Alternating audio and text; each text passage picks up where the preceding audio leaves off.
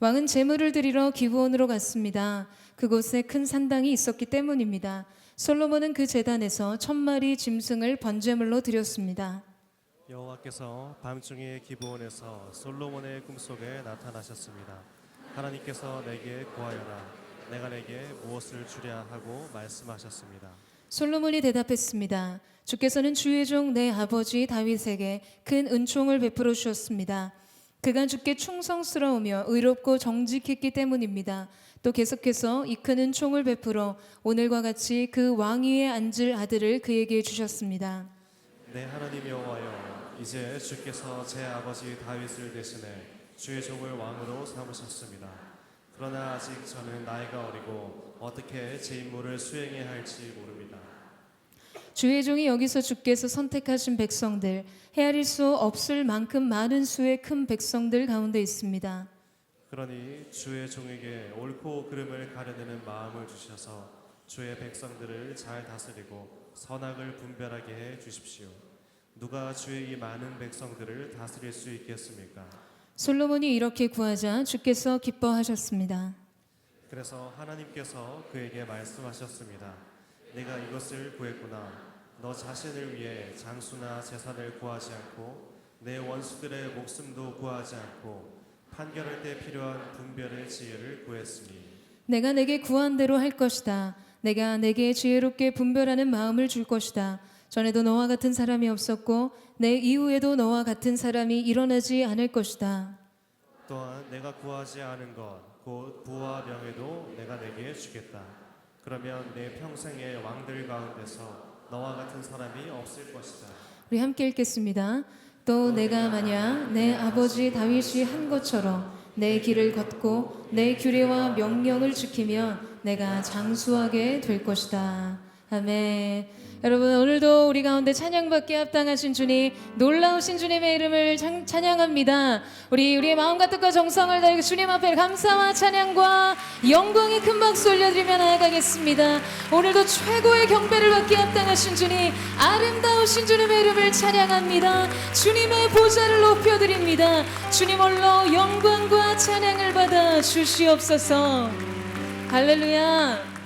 사랑하는 여러분, 성령 충만하십시오. 말씀 충만하십시오. 여러분, 우리가 오늘 하나님 앞에 우리의 마음을 다해 전심으로 주님을 예배하면 뜻이 하늘에서 이루어진 것처럼 땅에서도 이루어지게 되는 귀한 역사가 있게 될 줄로 믿습니다. 그 놀라운 은혜의 역사에 동참하는 저와 여러분 되시기를 주님의 이름으로 축원합니다. 여러분, 한 2주 전쯤의 일이었어요. 그날 굉장히 여러 일정이 빡빡해서 아침, 점심, 끼니를 다 거르고 제가 이제 오후 늦은 시간에 식당에서 식사를 하게 됐습니다. 배가 고프기도 했고요. 또 다음 회의 일정 때문에 빨리 이동을 해야 해서 밥을 평소보다 조금 급하게 먹었던 것 같아요. 그런데 갑자기 이 밥을 먹는데요, 턱 하고 숨이 막히는 거예요. 처음에는 음식이 몸에 걸린 줄 알고 기침을 하려고 하는데 웬걸요? 숨이 안 쉬어지는 거예요. 제가 그렇게 호흡을 2번 정도, 숨을 2번 정도 쉬어보려고 했지만 기도가 완전히 꽉 막혀버린 거예요. 그 순간 저는 직감했어요. 그 찰나같이 지나가는 순간이었지만 내가 앞으로 1번에서 2번 정도 더 호흡이 안 되면 이대로 쓰러지겠구나 라는 생각이 들었어요. 당황을 넘어서 공포감이 몰려오더라고요. 이 앞에서 같이 식사를 하던 사람들이 밥을 먹다가 저의 숨소리를 듣고는요, 너무 놀라서 이 팔다리가 후들거리면서 온몸이 떨렸다는 이야기를 하더라고요. 119를 불러야 하나? 응급 상황인 거를 느낀 거죠. 그렇게 몇 번 호흡이 안 되자 제가 자리에서 벌떡 일어났어요. 그러니까 다른 사람에게 도움을 요청할 만한 그런 정신이 없어요. 여력이 전혀 없는 상태에 있어요. 제가 자리에서 일어나서 주먹으로 제 가슴을 치면서 이 기침을 시도했어요. 여러분, 그런데 안 되더라고요. 금방 쓰러질 것 같은 거예요. 지금 여러분은 여러분 앞에 있는 저를 보시면서 지금 이 이야기를 들으시니까 어쨌든 살아왔으니 이 상황의 긴박감이 잘 와닿지 않으시죠? 여러분, 저 죽다 살아왔어요. 제가 다시 한번 주먹으로 가슴을 내리치면서 기침을 하려는 순간에 목에서 턱 하고 음식물이 남았어요. 그리고서는 이 기침이 계속해서 터지는데요. 정말 온몸이 후들거리더라고요. 그러면서 그날 하루 종일 그 잠깐의 순간이 계속해서 반복적으로 떠올랐어요. 여러분, 아니 제가 무슨 대단한 재난 상황을 만난 것도 아니고 그저 밥을 먹다가 그냥 조금 급하게 먹다가 일어난 일이잖아요. 그럼에도 불구하고 만약에 두 번째 가슴을 내리칠 때 음식물이 나오지 않았다면 뭔가 굉장히 잘못됐을 것 같아요. 분명 이 목숨도 위태로웠을 거예요. 그날 저는 하나님께서 이 일을 통해서 나에게 어떤 말씀을 하시는 것일까라는 질문을 계속해서 곱씹고 있었습니다. 그때 이 앙리 까르띠에 브레숑이 한 말이 떠올랐어요. 여러분, 이 프랑스 작가인 앙리 까르띠에 브레숑은요, 세계적인 사진가입니다. 이 일상적인 리얼리티를 굉장히 잘 반영하고 아주 절묘한 순간을 잡아내는 결정적 순간으로 알려진 그의 작품들이 있죠. 세계적으로 매우 유명할 뿐만 아니라 여러분, 이 보도사진이 예술로 인정받는데 굉장히 큰 기여를 했던 사람이었습니다. 언젠가 한번 이분이 이런 이야기를 한 적이 있었어요. 평생 삶의 결정적 순간을 찍으려고 노력했는데 삶의 모든 순간이 결정적 순간이었다. 여러분, 무슨 말인지 아시겠죠?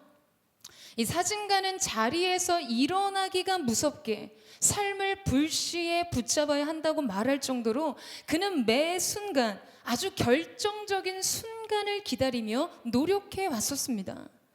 그런데 그가 어느 순간 돌아보니 삶의 모든 순간이 결정적 순간이라는 사실을 깨닫게 되었던 것이죠. 삶의 결정적 순간. 여러분, 우리도 그런 시간, 그런 순간을 기다리고 꿈꾸며 살지 않습니까? 결정적 은혜, 결정적인 성공, 결정적인 기회, 결정적인 변화. 마치 인생의 잿밭이 터지는 것 같은 그런 순간들을 그리며 기대하면서 살아갑니다. 그런데 여러분, 제가 불과 1, 2분 사이 그렇게 늘 당연하게 여겼던 그 한숨의 호흡이 허락되지 않는 시간을 지나보니 저의 모든 삶의 순간이 하나님의 결정적인 은혜에 쌓여 있는 시간이었다는 것을 알게 되었어요. 한 번 들이마시고 한 번 내쉬는 이 호흡 하나가 하나님의 허락이 없이는 결코 우리에게 주어질 수 없다는 것이죠. 여러분, 주어진 삶에 대한 이러한 인식이 열리자 삶의 모든 순간은 결정적 은혜의 순간으로 해석되었습니다. 그리고 그 결정적 은혜 앞에서 삶의 모든 순간을 결정적 순간으로 살고자 하는 의지가 생기게 되는 것이에요. 여러분, 그렇게 살면요, 이 태도가 인생에 차곡차곡 쌓일 때 우리는 정말 둘도 없는 삶의 결정적인 순간을 마주하게 되는 것입니다. 오늘 우리가 함께 읽은 이 본문 속에 등장하는 이 솔로몬도요, 그의 평생의 삶을 통틀어 가장 결정적인 순간을 만나게 됩니다. 그리고 이 결정적 순간은 결정적 은혜에 대한 그의 준비된 반응을 통해 일어난 일이었다는 것을 알려주고 있어요. 우리 4절 말씀을 같이 한번 읽어보도록 하겠습니다. 4절 말씀 시작. 왕은 제물을 드리러 기브온으로 갔습니다. 그곳에 큰 산당이 있었기 때문입니다. 솔로몬은 그 제단에서 1000마리 짐승을 번제물로 드렸습니다. 여러분, 이 솔로몬의 1000번제를 생각할 때 오해하기 쉬운 대목이 있는데요. 그것은 솔로몬이 하나님을 위해서 1000번의 제사를 드렸다고 생각하는 거예요. 저희 어린 시절에 보면 1000번째 헌금이라고 해서 이 어른들 중에 뭐 50번째, 100번째 이런 식으로 이 넘버링을 해가지고 헌금을 하셨던 분들이 계셨어요. 그런 기억이 납니다. 그런데 사실 솔로몬의 제사는 1000번의 제사가 아니라 1000마리의 제물을 하나님 앞에 드린, 번제로 드린 제사였습니다. 그러니까 아무리 기브온의 산당이 그 규모가 컸다고 해도 여러분 이 1000마리의 제물을 하나님 앞에 드리기 위해서는요 아마 꽤 여러 날의 시간이 흘렀을 거예요. 일부 학자들은 이게 실제 1000마리의 숫자라기보다는 문해적인 표현일 것이다 라고 보는 의견도 있습니다. 히브리어에서는요 사실 1000 이상의 수를 가리키는 말이 따로 없어요.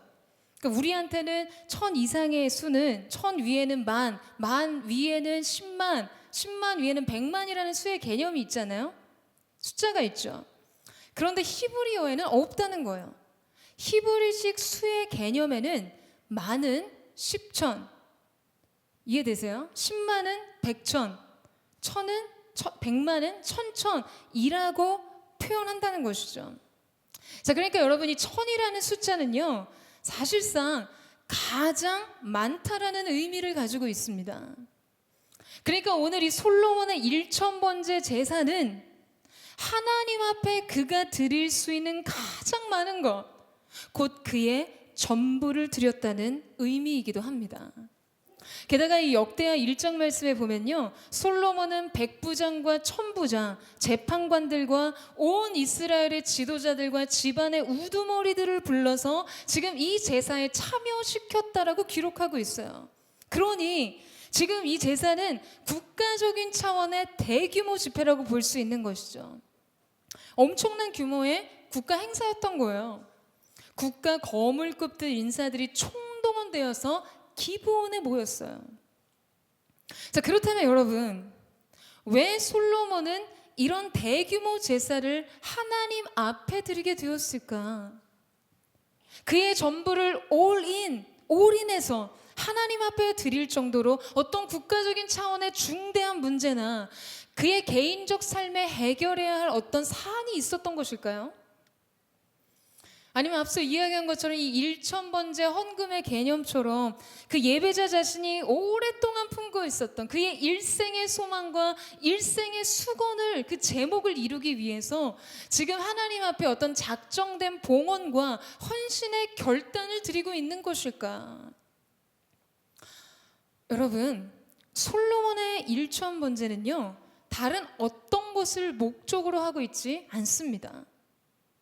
솔로몬의 번제가 어떤 목적을 이루기 위한 수단으로 드려진 것이 아니라는 점은 오늘 말씀 안에도 잘 나타나 있어요.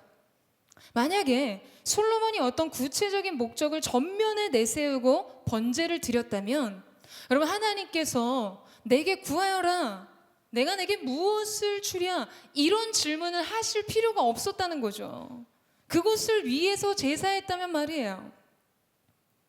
여러분, 솔로몬은 하나님 앞에서 다른 어떤 것도 구하지 않았습니다.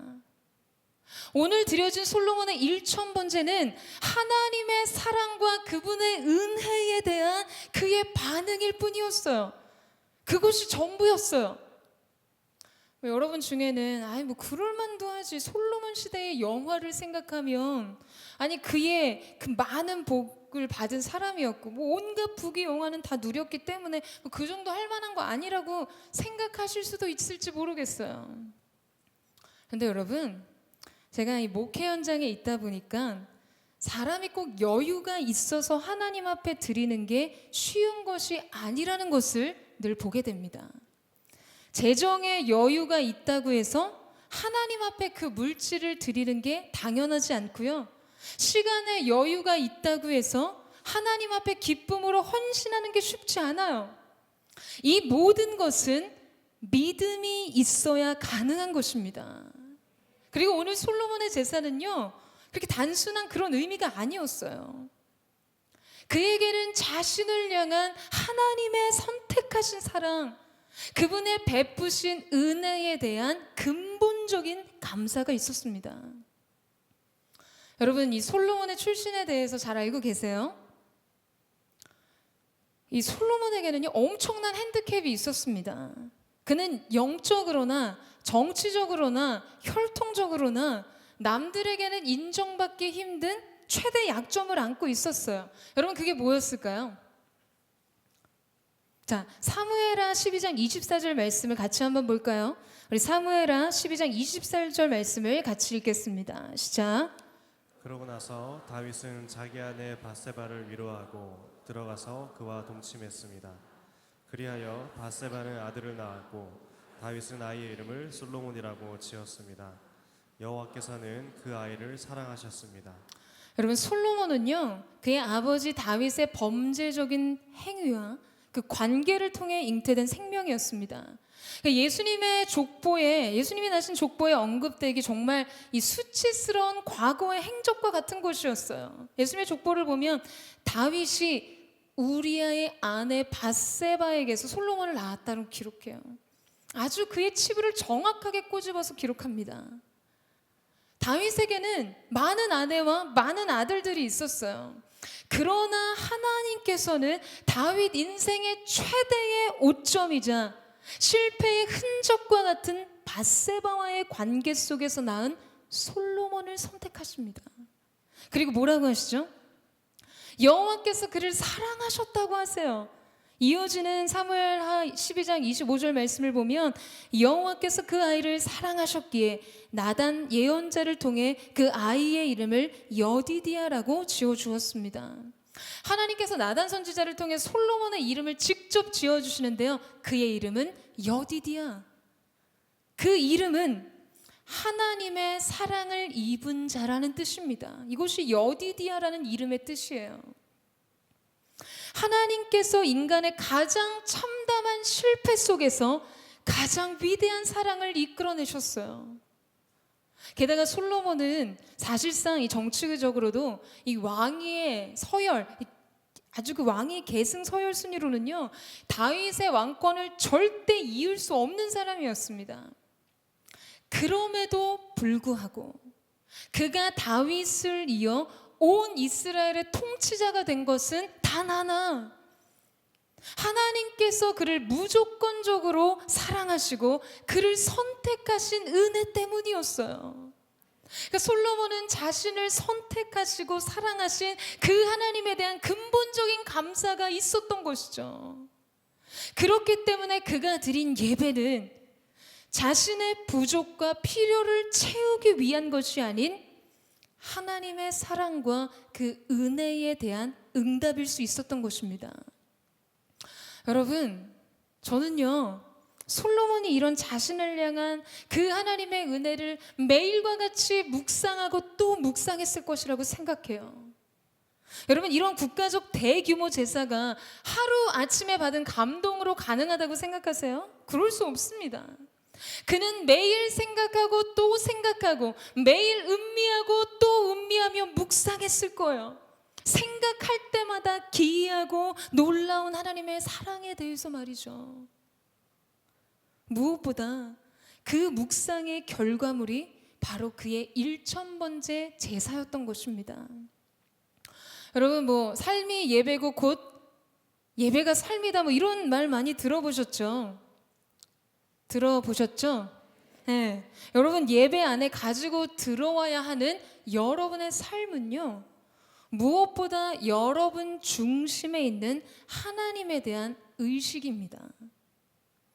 여러분이 하나님의 사랑과 그분의 은혜에 대해 삶에서 곱씹고 묵상하고 생각하는 그 마음이 여러분 이 예배에 고스란히 드러나게 되어 있어요. 그리고 그 고리는요, 또한 삶과 맞물려서 여러분의 삶은 필연적으로 이 예배의 결과, 이 예배의 열매를 반영하게 되어 있습니다. 그래서 우리의 예배가 우리의 삶의 수준을 넘어설 수가 없고 우리의 삶이 우리의 예배의 수준을 넘어설 수 없는 것이에요. 여러분, 저는 사실 이 외적인 감정 표현이 맞지 않은 사람인데요, 외적인 표현은 조금 이렇게 절제되어 있지만 내면 안에서는 생각이 많이 머물러 있었어요. 그래서 유년기나 청소년기 이 남들은 그냥 다 지나칠 수 있는 삶의 슬픔에 대해서도 굉장히 민감했던 것 같아요. 뭐 꼭 저의 개인적인 어떤 슬픔, 가족의 뭐 아픔의 문제가 아니더라도 타인의 고통 자체에 굉장히 민감했습니다. 그냥 인생 자체에 주어진 이 본질적인 고통과 아픔에 대해서도 굉장히 많은 생각을 했었고요. 여러분, 그러니까 인생이 참 아프고 허무하더라고요. 그런데 제가 인격적으로 하나님을 경험하고 그분으로부터 부어주신 하나님께서 불러주신 그 부르심 앞에서 응답하고 난 이후에요. 저에게 있었던 가장 큰 변화가 있었다면 그 중에 하나가 선택적 은미였습니다. 선택적 은미. 하나님께서 제게 주신 은혜와 사랑, 저를 불러주셨다는 그 사실에 대해 깊이 생각하는 거예요. 깊이 음미하는 것이죠. 곱씹고 또 곱씹고. 여러분, 이 사랑의 노래 드리네라는 찬양 아시죠? 이 찬양 아시죠? 이 찬양 가사에 이런 노래의 가사말이 있어요. 주님께서 나를 부르셨네, 주의 소유 삼으셨네, 주의 사랑의 품에. 이 한 절의 가사를, 이 한 소절의 가사를요, 거의 한 달 동안 내내 묵상하고 또 묵상했어요. 근데 생각할 때마다 눈물이 났어요.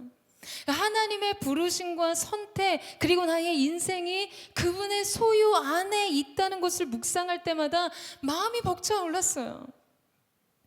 사랑하는 여러분, 사실 인생은 당연한 것들에 대한 감사를 일으킬 때 충만해질 수 있습니다. 삶의 질이 달라져요. 그렇게 일상의 소소함과 당연한 조건들에 대해 감사하는 마음이 떠오를 때 있잖아요. 그런 마음이 우리 안에 떠오를 때 바로 그때 그 감사를 붙잡으셔야 해요. 그리고 그것을 묵상하고 또 묵상하고 음미하고 또 음미하는 것입니다. 여러분, 그러면 그 감사가 우리의 영혼을 완전히 지배합니다. 그러면 삶의 모든 순간이 하나님이 주신 은혜 그 자체가 되는 것이에요. 사랑하는 여러분, 사람은요, 감사할 때 가장 행복합니다. 여러분, 이 사실에 동의하세요? 제가 얼마 전에 이 치료를 받기 위해 침대에 누워 있는데요. 병원 침대에 누워 있었어요. 근데 갑자기 참 감사하다는 생각이 들었어요. 그냥 맥락 없이 찾아온 마음이었어요. 근데 제가 그때 그 감사를 붙잡았어요. 그리고 감사한 그 마음을 음미하고 또 음미하고 곱씹고 또 곱씹고 묵상하고 또 묵상하는데 정말 파도처럼 밀려드는 행복감이 저를 완전히 덮치더라고요.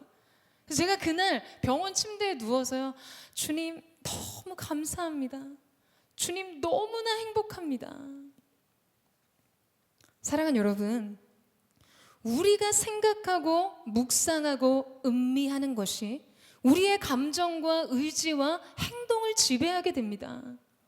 그렇기 때문에 또한 역으로 우리가 우리의 삶에 주어진 불행한 사건, 선택하지 않은 고통, 연약한 상태 자체를 묵상하면 여러분, 그것 또한 확장된 영향력을 가지고 여러분을 지배하게 된다는 것이에요. 그러면요, 이렇게 평생 어떻게 살아야 하지? 이런 생각이 듭니다. 문제 자체가 확대돼요.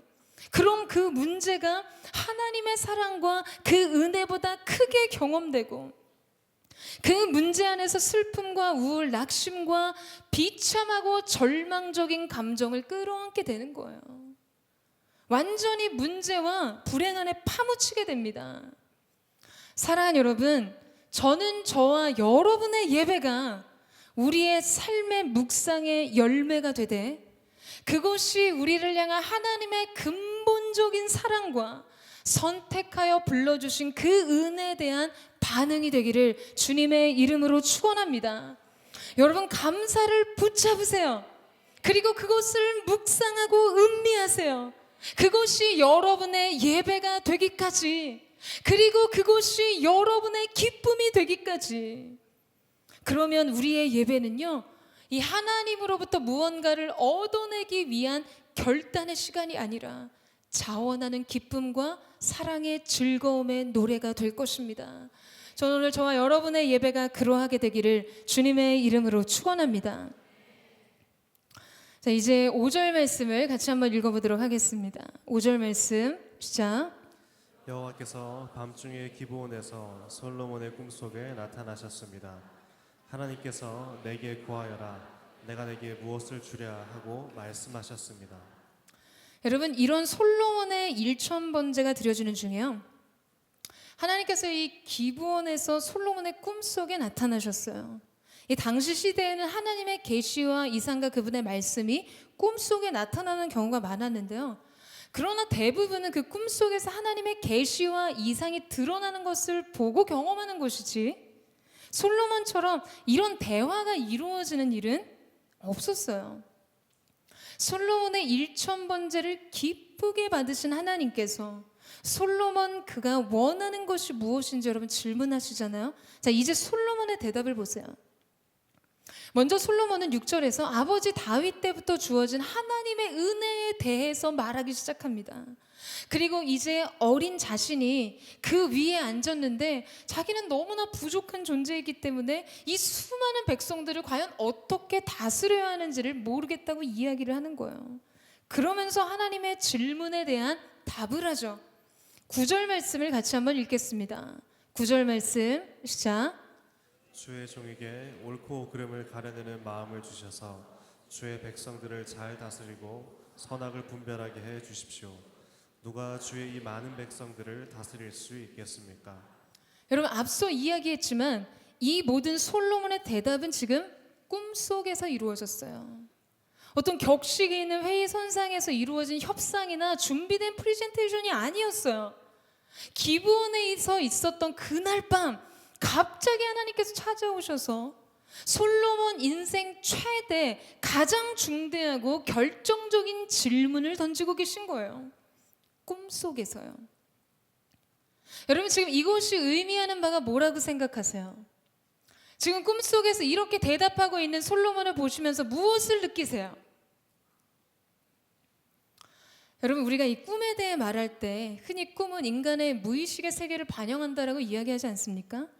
그래서 이 정신분석학에서는요, 꿈을 해석하고 분석하기도 하잖아요. 이 인간의 의식 세계 아래 숨겨진 인간의 욕구가 무엇인지에 대해서 그것을 탐구하기도 해요. 여러분, 솔로몬이 꿈을 꾸다 하나님의 질문에 답을 합니다. 그렇다면 솔로몬의 이 대답이 지금 우리에게 말하고 있는 바가 무엇일까?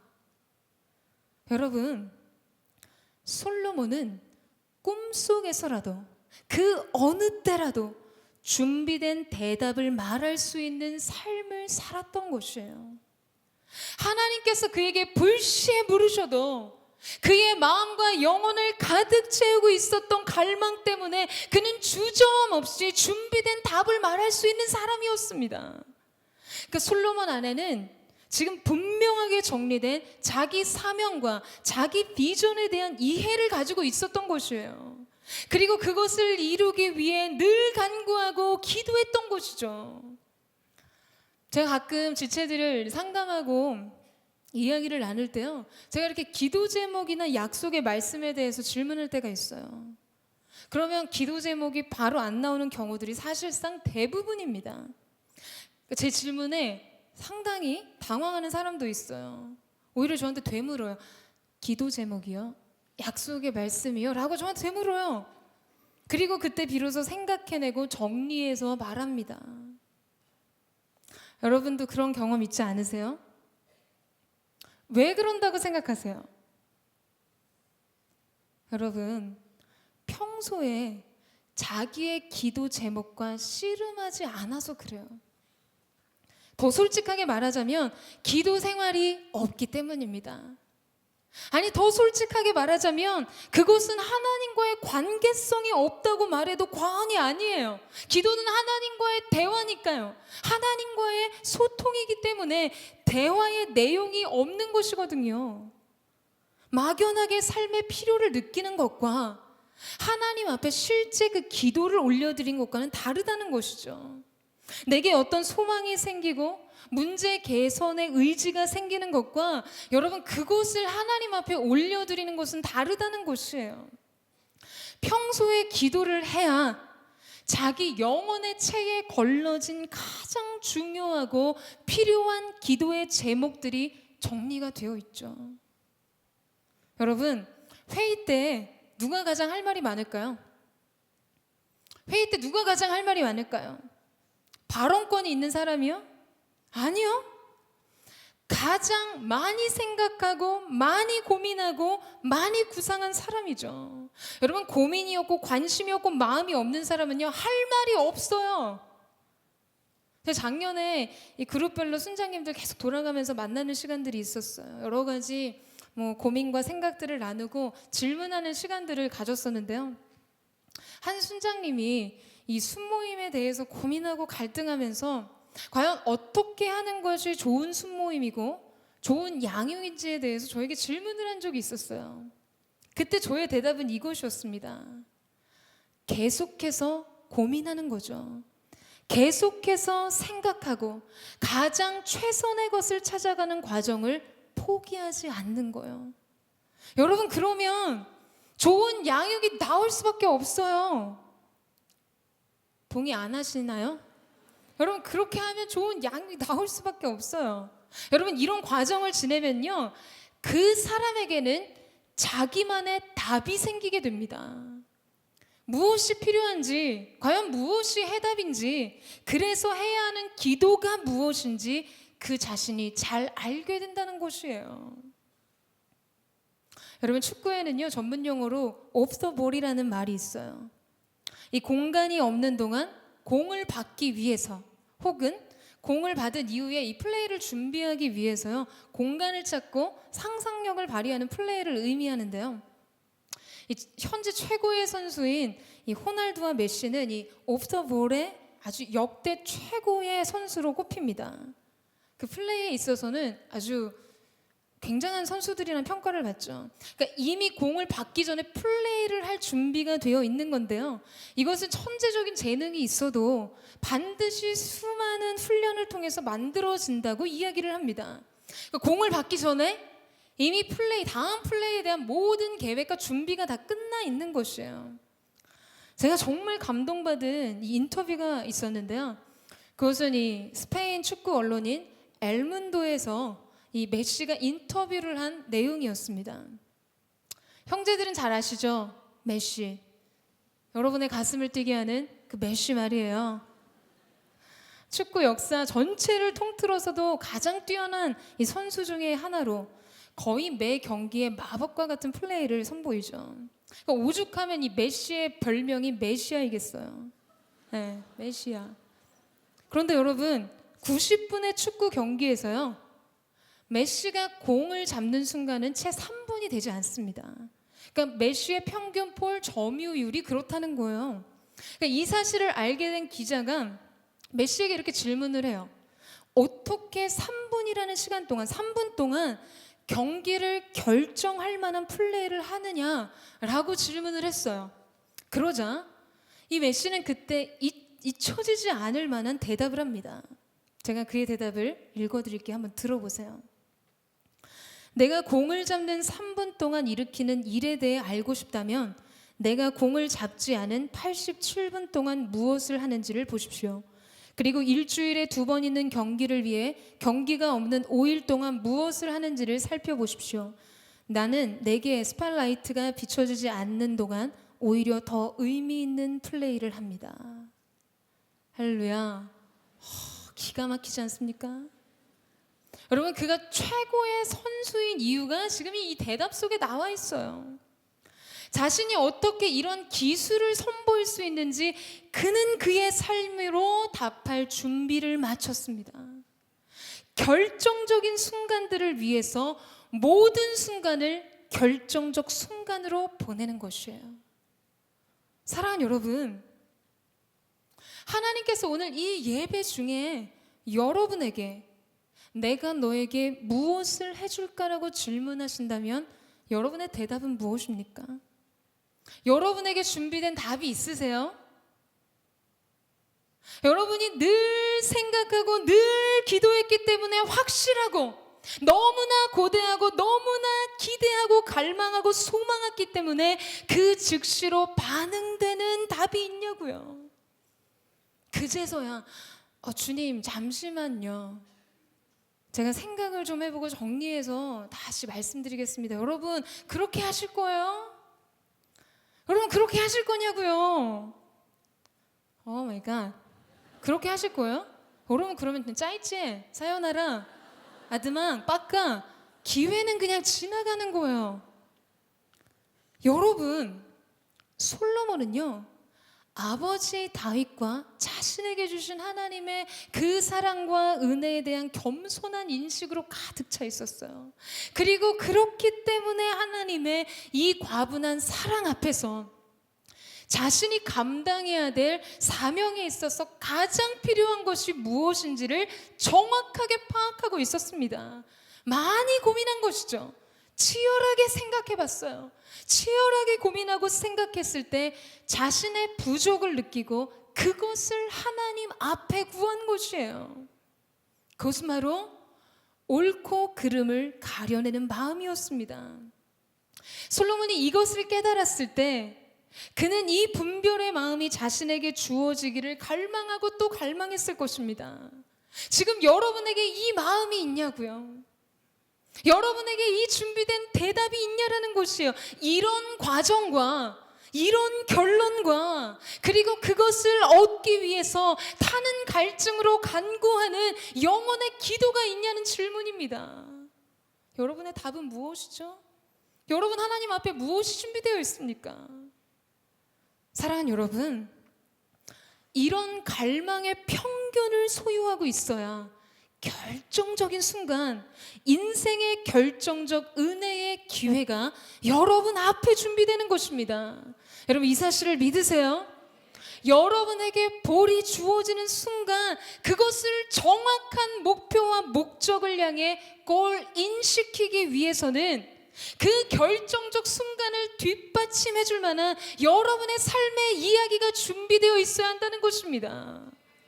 여러분, 벤치에서 내 인생의 시즌은 언제나 열리나 제발 한탄만 하지 마세요. 스팟라이트가 비춰지지 않는 시간을 의미 있는 시간들로 채우세요. 그리고 그 시간이 말하게 하세요. 그 시간 안에 있는 갈망이 여러분 자신을 설명할 수 있게 하라는 것입니다. 사랑하는 여러분, off the ball, 볼을 받기 전에 이미 모든 것이 준비되어 있는 그런 하나님의 사람들 되시기를 주님의 이름으로 축원합니다. 저는요, 저와 여러분이 그런 멋진 하나님의 사람들이 되기를 축복해요. 하나님이 인생의 결정적 순간을 주실 때 이미 인생의 모든 시간을 결정적 은혜의 순간들로 채운 여러분의 준비된 반응으로 말미암아 하나님께서 여러분의 인생에 놀라운 새 역사를 허락하실 줄로 믿습니다. 그런 하나님의 사람들 되시기를 주님의 이름으로 축원합니다. 자, 이제 우리가 한 번 더 살펴봐야 하는 것은요, 이 솔로몬이 구한 구체적인 간구의 내용입니다. 지금 솔로몬은 하나님 앞에 옳고 그름을 분별하는 마음을 구했어요. 흔히 우리는 이것을 솔로몬이 하나님 앞에 지혜를 구했다라고 이야기를 하죠. 그런데 이 지혜는요, 히브리 원어로 보게 되면 쇼메아르라는 단어입니다. 이 단어의 원형은 듣다, 이해하다, 순종하다라는 뜻을 가지고 있어요. 그러니까 솔로몬이 하나님 앞에 구한 이 분별의 마음은 지식이나 지혜와 통찰 그 자체가 아니라 듣는 마음이었어요. 그리고 들은 음성에 순종하는 마음이었습니다. 여러분, 솔로몬은요, 그의 지난 시간을 통해 그의 인생이 어떻게 살아야 하는지를 정확하게 통찰하고 있었어요. 그것은 바로 하나님의 음성을 청종하고 그 말씀대로 행하는 삶이었습니다. 이후 솔로몬의 시대는 눈부신 영화와 영광을 이루게 되죠. 여러분, 솔로몬의 시대는요, 은근히 흔한 시대였다고까지 이야기를 해요. 역대하 9장 말씀에 보면 스바의 여왕이 솔로몬의 명성을 듣고 그의 지혜를 시험하기 위해서 먼 곳에서부터 찾아옵니다. 그런데 솔로몬이 묻는 말에 다 대답하였으니 솔로몬이 몰라서 대답하지 못하는 것이 하나도 없고, 이 스바의 여왕은 그의 건축한 궁과 여호와 전의 계단과 도열한 신하들의 그 모습을 보고 황홀해했다라고 기록합니다. 그래서 그가 가져온 진귀한 향품과 보석들을 솔로몬에게 바치고 그를 높이며 그에게 지혜를 주신 하나님을 찬양하며 송축하는 모습을 보여주고 있어요. 사랑하는 여러분, 인생의 탁월함은 하나님의 음성을 듣는 영적 청취령을 통해 주어집니다. 여러분, 이 사실을 믿으세요? 저는 믿어요. 예배의 탁월함과 예배의 영광은요, 사람이 원하고 꿈꾸고 그래서 많은 자원이 부어지고 그것이 화려한 시스템으로 구현된다고 해서 생기는 것이 아닙니다. 진짜 예배의 영광, 예배의 탁월함, 여러분, 그곳에서 말씀하시는 하나님의 음성, 그곳에 임재하시는 하나님 한 분으로 완전하게 충분합니다. 여러분, 이 사실을 믿으십니까? 하나님으로부터 온 것이 있어야 해요.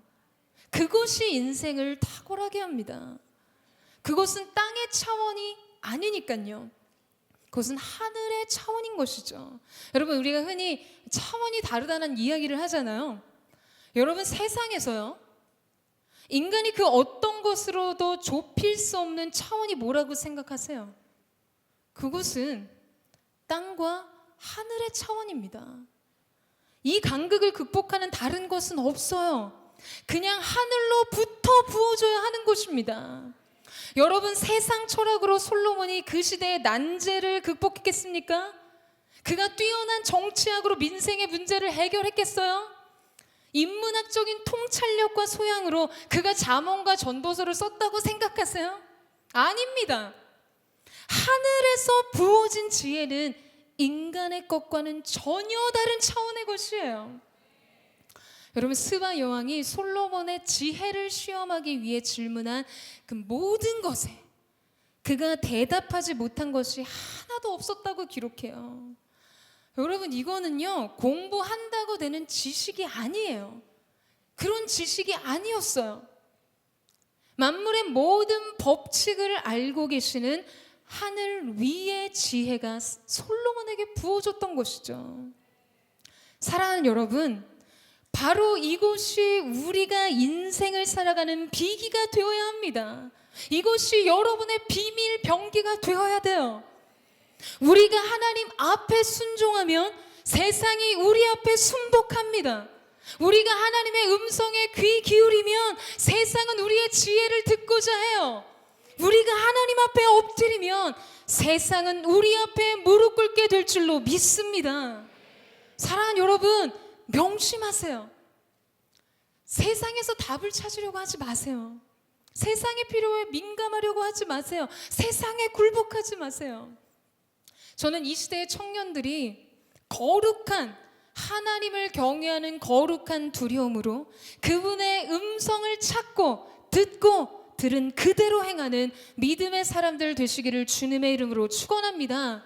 그러면 여러분의 인생에 하늘의 영광, 하늘의 지혜, 그래서 그 어떤 것으로도 견줄 수 있는 인생의 탁월함이 부어지게 될 줄로 믿습니다. 그 놀라운 은혜가 저 여러분 가운데 있게 되기를 주님의 이름으로 축원합니다. 자, 이제 이 고백을 들으신 하나님의 반응을 보세요. 하나님께서 솔로몬의 고백을 기뻐하시면서 말씀하시죠. 우리 11절에서 12절 말씀을 같이 읽겠습니다. 시작. 그래서 하나님께서 그에게 말씀하셨습니다. 내가 이것을 구했구나. 너 자신을 위해 장수나 재산을 구하지 않고 내 원수들의 목숨도 구하지 않고 판결할 때 필요한 분별의 지혜를 구했으니 내가 구한 대로 할 것이다. 내가 내게 지혜롭게 분별하는 마음을 줄 것이다. 전에도 너와 같은 사람이 없었고 내 이후에도 너와 같은 사람이 일어나지 않을 것이다. 여러분, 하나님께서는 이 솔로몬의 구함을요, 단 한마디로 정의하십니다. 너 자신을 위해 구하지 않고. 여러분, 이게 뭔지 아세요? 이게 바로 솔로몬의 그릇입니다. 그는 시대를 품었고 민족을 품었고 하나님의 약속을 품었어요. 장수나 많은 재산이나 원수들을 이길 승리 정도를 구한 그릇이 아니었다고요. 여러분, 그러니까 솔로몬에게 부어진 축복과 영광의 크기가 다른 거예요. 그가 품은 그릇이 다르기 때문에 부어진 크기가 달랐던 것이죠. 사랑하는 여러분, 하나님 앞에서 여러분 무엇을 구하세요? 여러분, 하나님 앞에서 여러분 무엇을 품고 계세요? 여러분의 삶을 안락하게 하는 재정의 축복이요? 직장 문제, 관계 문제, 가정 문제, 진로의 문제, 결혼 문제. 오해하지 마세요. 이런 기도하지 말라는 건 아닙니다. 해야죠. 그런데 오늘 솔로몬에게 질문하신 하나님의 물음은 그의 기도 제목을 물으신 것이 아니었어요. 정말 궁극적으로 내가 원하는 것이 무엇이냐는 질문이죠. 이것은 우리의 동기, 우리의 비전, 우리의 꿈을 향한 질문입니다. 사랑하는 여러분, 우리가 하나님께서 우리에게 주신 사명을 이루고자 꿈을 꾸고 비전을 향해 간다면 여러분, 하나님께서는요 잊지 않으세요. 무엇을? 우리의 필요를요. 하나님께서는 지금 솔로몬에게 그가 구한 대로 주시겠다고 하시면서 이전에도 이후에도 너와 같은 사람이 없다고 말씀하시면서 무엇이라고 이야기하십니까? 13절 14절 말씀, 또한 내가 구하지 않은 것 곧 부와 명예도 내가 내게 주겠다. 그러면 내 평생의 왕들 가운데서 너와 같은 사람이 없을 것이다. 또 내가 만약 내 아버지 다윗이 한 것처럼 내 길을 걷고 내 규례와 명령을 지키면 내가 장수하게 될 것이다. 그러니까 지금 솔로몬이 구하지 않았다고 열거하신 그대로를 그에게 플러스 알파의 은혜로 축복으로 약속하십니다. 사랑하는 여러분, 우리가 하나님 앞에 합당한 것을 구하면 하나님께서는 필요한 것을 채우십니다. 언제나 이것을 기억하세요. 하나님을 위해 자신을 준비시키면 하나님께서 우리에게 있어야 할 것들을 준비시키실 것입니다. 주실 거예요. 여러분, 이 사실을 믿으세요? 우리가 시대를 품으면 하나님께서는 그 시대를 견인한 영도력을 부어주세요. 우리가 나라를 품으면 하나님은 이 민족을 변화시킬 가마력을 부어주세요. 우리가 열방을 품으면 하나님은 무엇을 주십니까? 내게 구하라. 내가 열방을 내 유업으로 주리니 내 소유가 땅끝까지 이르리라. 할렐루야. 여러분, 그 열방을 우리에게 유업으로 주십니다. 우리의 기업, 우리의 영혼의 분깃이 땅끝을 향해 확장되는 것을 허락하신다는 것이에요. 사랑하는 여러분, 저는 여러분에게 도전합니다. 시대를 변화시키는 하나님의 사람들이 되십시오. 민족을 구하는 하나님의 군사들이 되세요. 열방을 유업으로 얻는 하나님의 상속자들이 되십시오. 사랑하는 여러분, 오늘 여러분에게 주어질, 여러분에게 있어야 될 1차적인 지혜는 무엇일까요? 사랑하는 여러분, 오늘 여러분이 품은 그것에 하나님의 영광과 축복이 담기게 될 것이에요. 무엇을 구하는 인생이 되기를 원하십니까? 무엇을 품는 인생이 되기를 원하세요? 여러분의 삶의 모든 순간, 여러분, 그 시간들은 결정적 하나님의 은혜의 시간들입니다. 우리의 한숨의 호흡 하나도 하나님의 허락이 없이는 주어지지 않는 것. 여러분, 이것에 대한 눈이 열리고 하나님 앞에 믿음의 반응을 드리고 하나님 앞에 우리 인생의 모든 시간을 하나님이 쓰시겠다고 하시는 그 순간, 내가 여기 있습니다, 나를 쓰십시오라고 고백할 수 있는 준비된 하나님의 사람들 되시기를 주님의 이름으로 축원합니다. 이 시간에 찬양하며 기도하며 하나님 보좌 앞에 나아가기를 원합니다. 사랑하는 주님, 우리가 우리를 향한 하나님의 그 무한하신 사랑과 우리를 향해 다음이 없는 하나님의 은혜를 바라보며 나아갑니다. 주님의 그 선하심 안에서 우리의 인생 속에 베푸실 약속들을 계수합니다. 이루실 은혜들을, 그 성취의 역사들을 소망하며 나아가오니 오늘 거룩하신 주님, 우리가 하나님 찾으시는 그 사람 되게 하시고 우리를 통해 하나님의 위대하신 일들을 이루어 주시옵소서.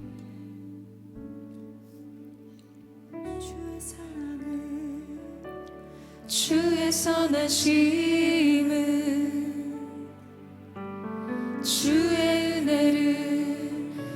생각해보라.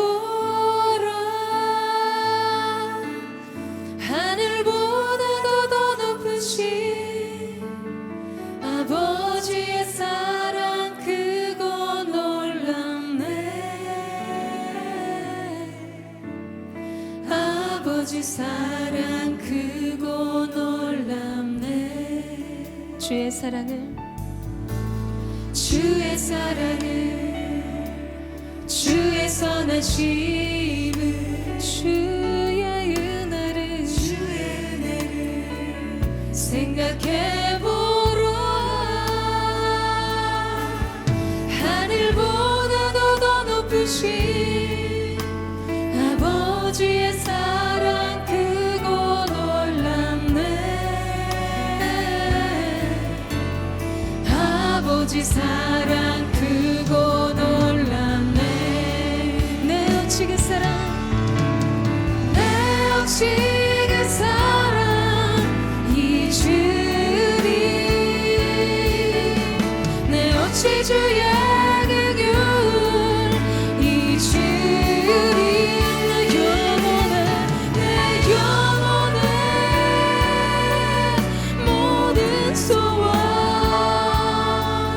만족시킨 하나님. 주의 사랑은 주의 선하심을 주의 은혜를 생각해보라. 하늘보다 더 높으신 아버지의 사랑 크고 놀랍네. 아버지 사랑 크고 놀랍네. 나 길을 잃고 헤맬 때, 나 길을 잃고 헤맬 때 그 사랑 날 찾아 내셨네. 영원한 모든 소원 만족시킨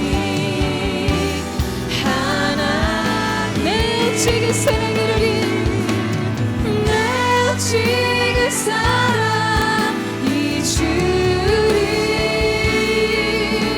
내 어찌 주의 긍휼 잊으리. 내 영혼의 모든 소원 만족시킨. 우리 전심으로 나 길을 잃고 헤맬 때, 나 길을 잃고 헤맬 때 그 사랑 날 찾아. 그 놀라운 하나님의 사랑의 손이 우리를 붙드셨습니다. 내 영혼의 모든 소원 만족시킨 하나님. 주의 사랑은 주의 선하심을 주의 은혜를 생각해보라. 하늘보다 더 높으신 아버지의 사랑 크고 놀랍네. 아버지 사랑 크고 놀랍네. 하늘보다 더 높으신 아버지의 사랑 크고 놀랍네. 아버지 사랑 크고 놀랍네.